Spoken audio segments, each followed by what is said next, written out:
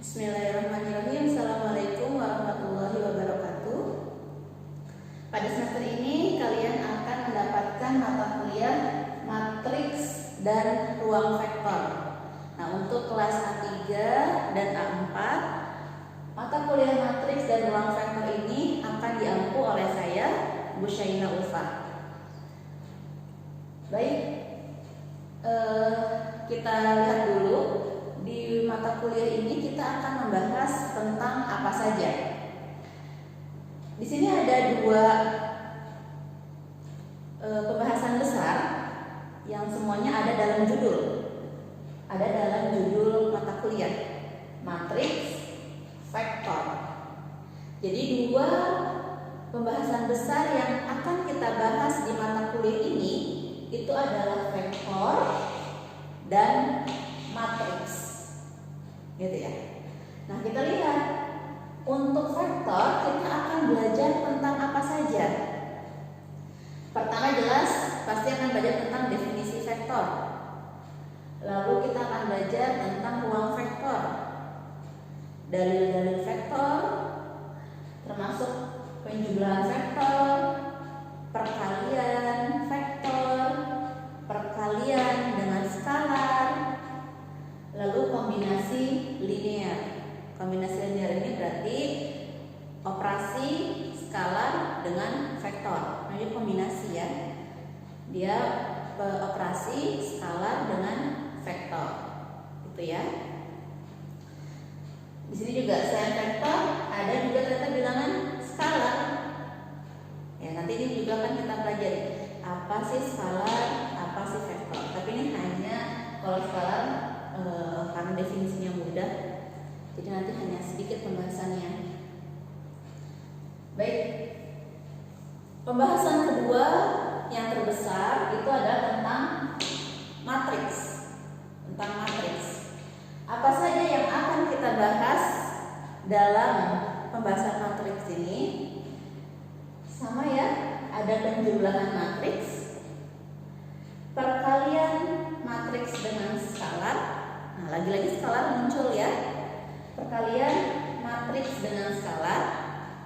Lalu ada perkalian matriks identitas, matriks segitiga, dan operasi matriks.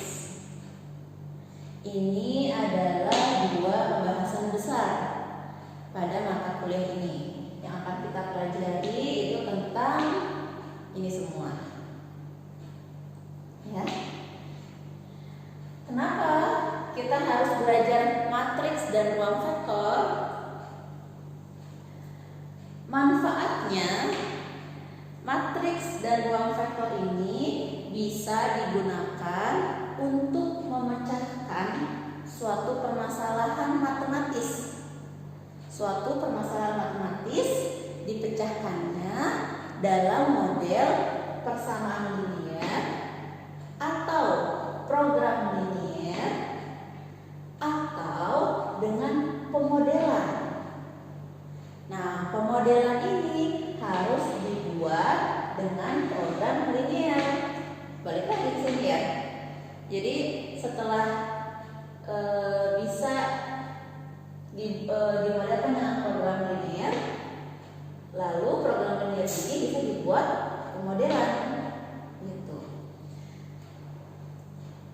Makanya prasyarat untuk mata kuliah matriks dan ruang vektor itu harus sudah lulus mata kuliah kalkulus 1, 2, dan 3. Dimana di semua mata kuliah kalkulus ini baik 1, 2, ataupun 3 itu kita berbicara tentang apa?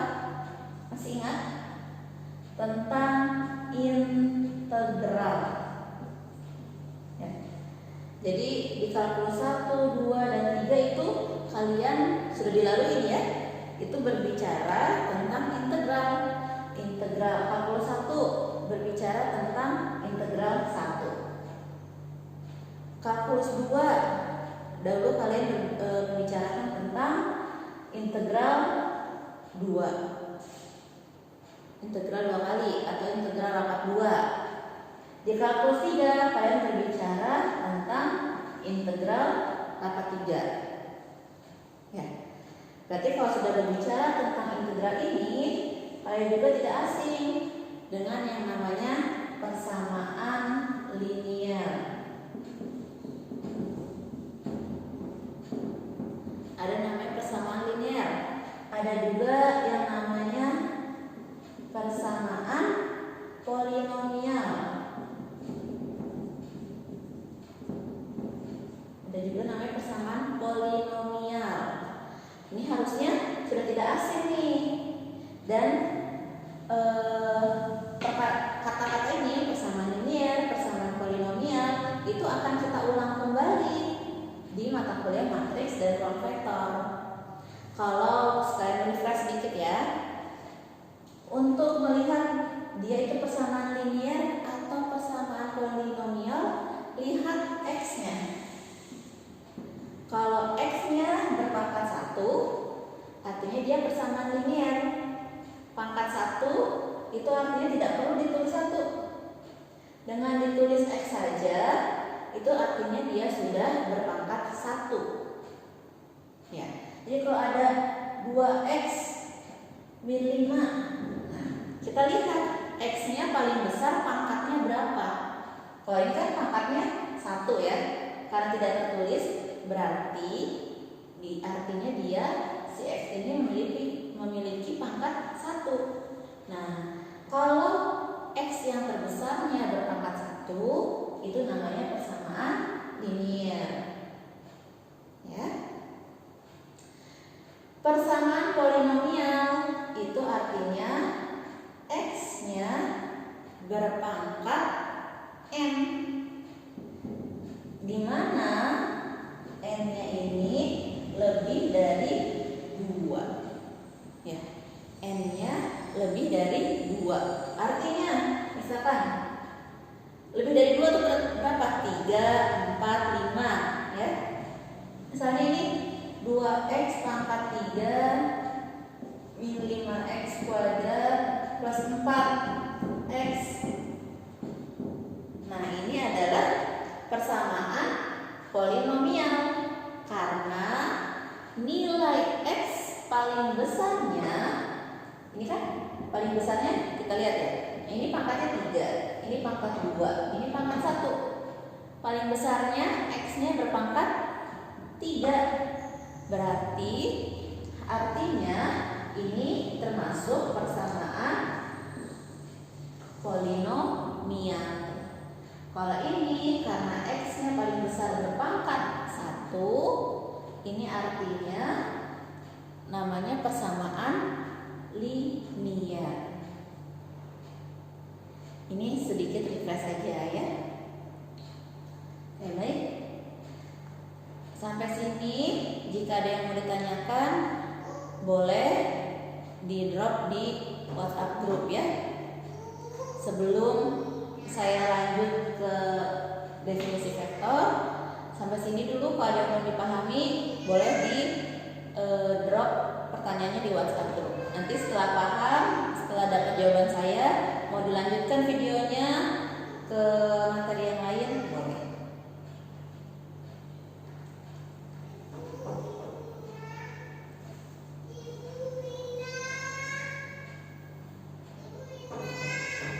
Baik, saya hapus dulu ya.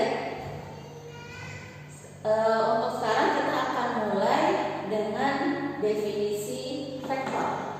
Ya, tadi ini adalah gambaran awal tentang apa yang akan kita pelajari di sini.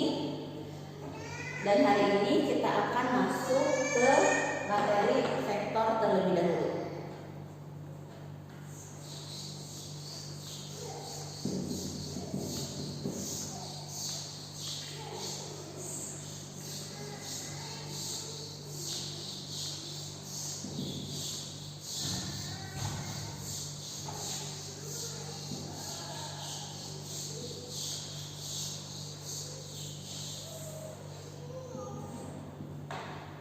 Baik ya, vektor.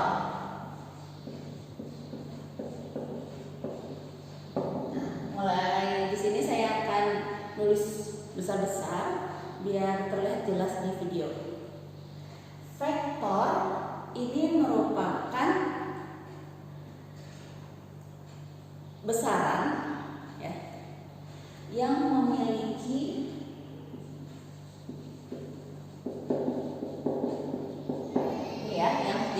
memiliki arah dan nilai. Jadi kalau vektor ini besaran yang punya arah dan nilai. Tadi kita lihat temannya vektor itu ada yang namanya skalar.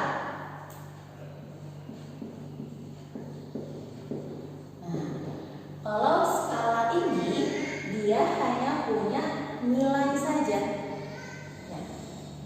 Punya nilai. Jadi, kalau vektor dia punya arah dan nilai. Tapi kalau skalar besarannya hanya punya nilai. Kita lihat apa sih contohnya. Kalau untuk vektor ini contohnya ada perpindahan.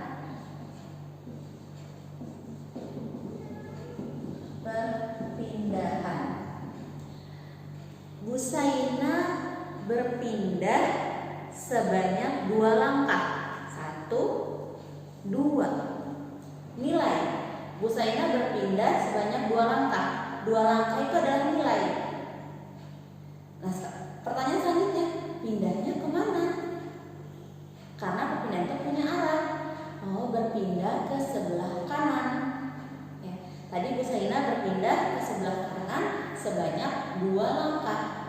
Nah, lihat ada 2 yang disebutkan.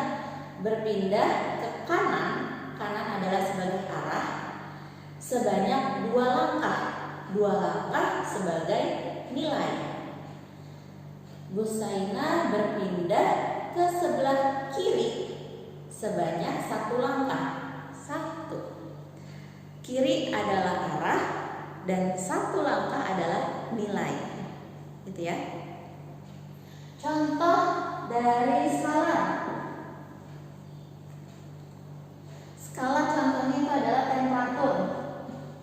Banyak sebenarnya contohnya ya. Temperatur. Kalau tanya berapa suhunya? 25 derajat. Ya 25 derajat itu adalah nilai. Dia tidak perlu arah. Sudah jelas-jelas 25 derajat nilainya positif. Ya, jadi dia tidak punya arah. Itu ya. Jadi kalau skalar hanya punya nilai saja, tidak ada arahnya. Selain temperatur, banyak ya, ada energi, tekanan. Ini termasuk besaran-besaran fisika semua ya. Tekanan. Terus kalau perpindahan, kalau vektor juga selain perpindahan ada kecepatan. Punya arah ya. Kecepatan, percepatan. Percepatan itu, percepatan biasanya punya arah. Percepatannya dipercepat atau diperlambat. Percepatan dipercepat atau diperlambat. Ini definisi tentang vektor.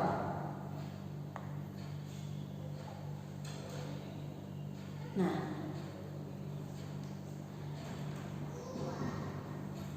insya Allah mudah dipahami ya kalau ini.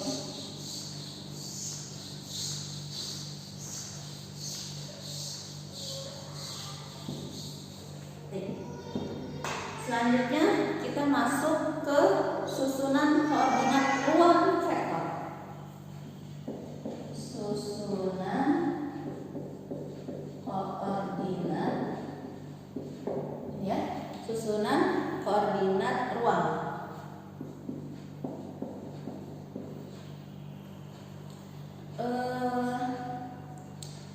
Kita masuk dari pertama ya, atau jangan pertama nih biar ini A. Itu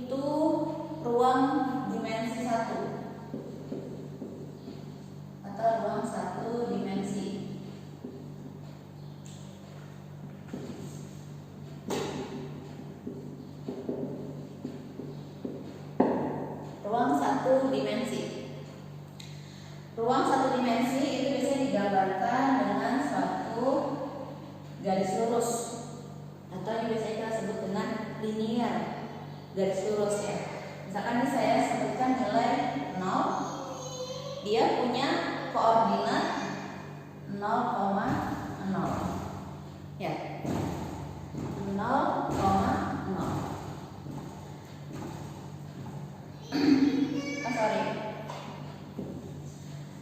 Ini kan hanya satu dimensi ya, hanya satu dimensi. Misalkan ini ada koordinat 0, atau ke sebelah kanannya positif, berarti 1, 2. Ke sebelah kirinya negatif, berarti minus 1, minus 2. Ini koordinat di ruang satu dimensi.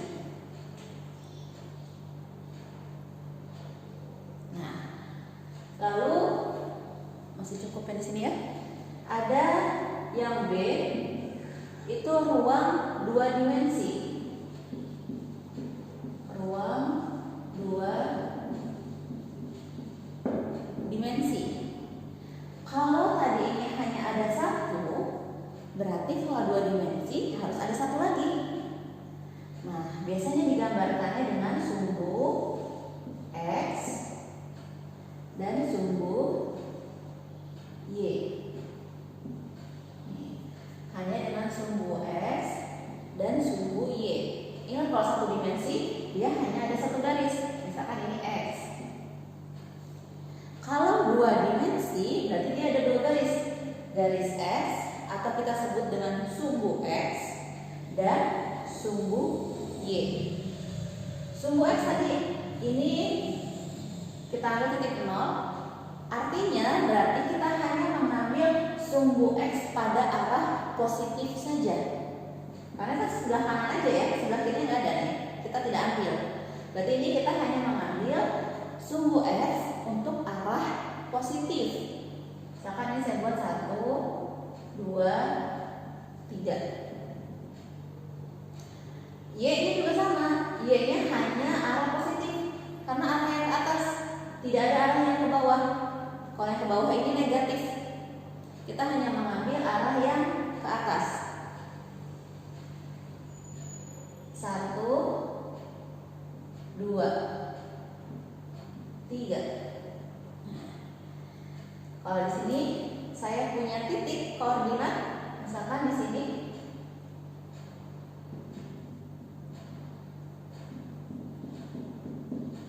ini ya. Berarti ini koordinatnya ada dalam 2 sumbu, sumbu X dan sumbu Y. Kita lihat sumbu X-nya dia dianggap berapa? 2, Y-nya lihat di angka berapa? 1. Berarti 2,1. Lihat ya. Kalau ini hanya bisa, saya punya titik di X sama dengan 1. X sama dengan 1. X sama dengan 1. Ya sudah, saya hanya punya satu nilai ini saja. Tapi kalau di ruang 2 dimensi, saya punya titik, dia harus dijelaskan dalam 2 arah. Nah, mulai ya muncul arah. Arah sumbu X dan arah sumbu Y. Berarti ini adalah nilainya, titik ini koordinatnya ada di 2,1. X-nya 2, Y-nya 1. Terakhir yang C, koordinat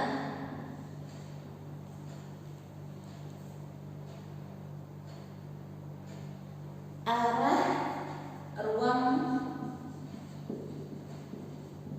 3 dimensi. Arah ruang 3 dimensi. Tadi ya, kalau 3 dimensi berarti dari X dan Y ini ada tambahan satu sumbu lagi. X, Y, dan Z. X, Y, dan Z. Ya, kita lihat Ini penamaan, hanya penamaan ya, X, Y, dan Z itu hanya penamaan. Misalkan kalian mau nyebutinnya ini X1, ini X2, ini X3, itu boleh. Variabel ini X, Y, Z itu hanya penamaan. Boleh diganti X1, X2, X3 boleh. Ini juga sama. Misalkan X1, X2 boleh. Itu boleh ya. Atau A, B, C boleh. Yang jelas kita tahu koordinatnya ada 3. Jadi kalau misalkan nanti, nah kita lihat ya, kalau 3 dimensi itu biasanya termasuk ke dalam bangun ruang. Makanya kenapa ada bangun ruang? Karena kita mempunyai 3 dimensi, X, Y, dan Z. Misalkan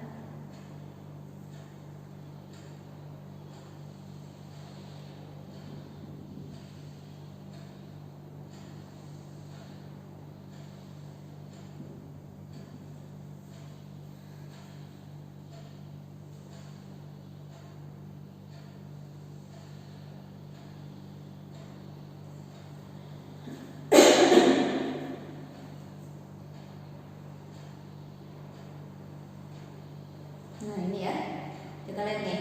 Ini sudutnya saya sebut A, ya misalkan. Terus kita lihat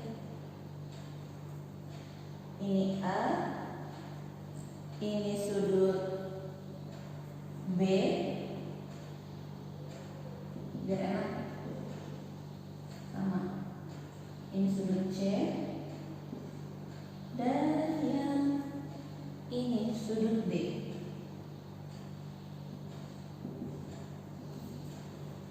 Ini tuh sebenarnya maksudnya kesini juga ya, sama. Ini saya punya A, B, C, dan D. Berarti harus dijabarkannya. Misalkan saya pengen tahu nih, si B ini tadi ya titik nolnya kan di sini, titik nol. Berarti sama penjabarannya ya, harus tadi saya menyebutkannya X, Y, Z ya. Berarti B ini ada dalam X, Y, Z. Kita lihat kalau ini titik, kita lihat titiknya ya. Nah, kalau untuk X-nya, oke, misalkan saya kasih angka ya, 1, 2, 3. Yang ini 1 atau ininya 2.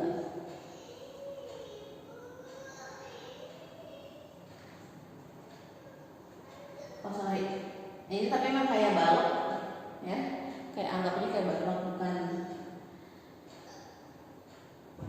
Nah ini juga ya, 1, 2. Nah lihat X-nya dia ada di titik berapa ini? Yang B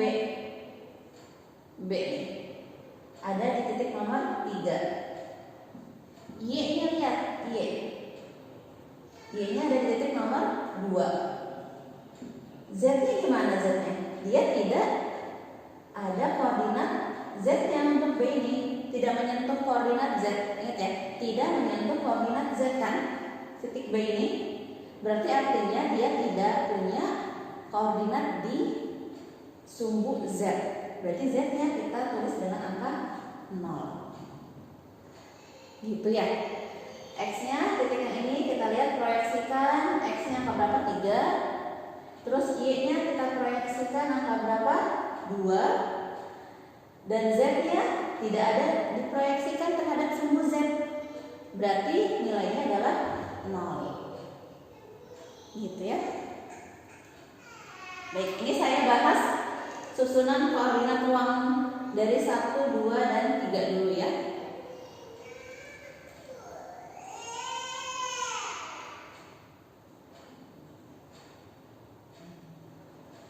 Nah, terakhir, pembahasan terakhir untuk koordinat ruang.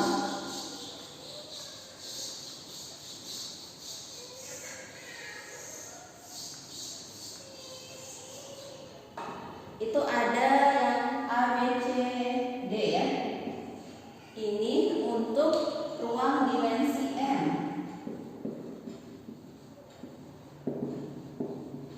Ruang dimensi M. Tadi kalau ruang dimensi 1 dia ada 1 sumbunya. Kalau dimensi 2 sumbunya ada 2 X dan Y. Terus kalau dimensi 3 sumbunya ada 3 X, Y, dan Z ya.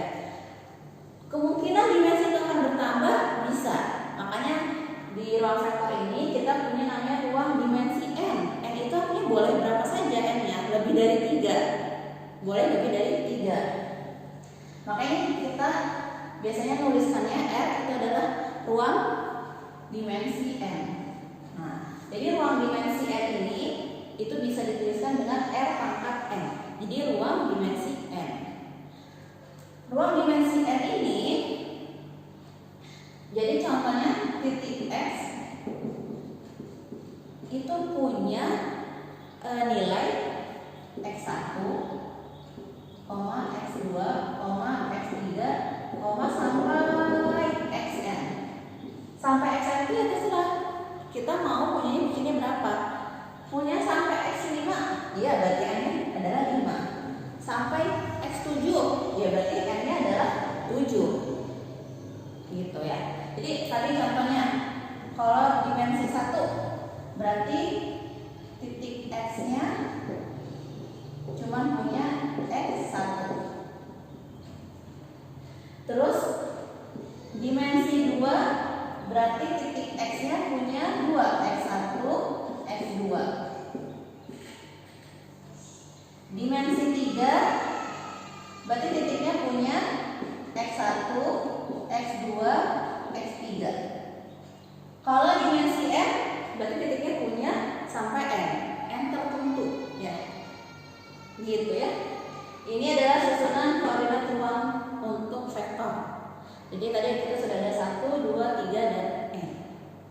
Baik, untuk materi hari ini karena masih pendahuluan saya cukupkan sampai di susunan koordinat ruang. Nanti kita lanjut lagi minggu depan. Oke? Silakan kalau ada punya pertanyaan boleh di drop di WhatsApp grupnya ya. Wassalamualaikum warahmatullahi wabarakatuh.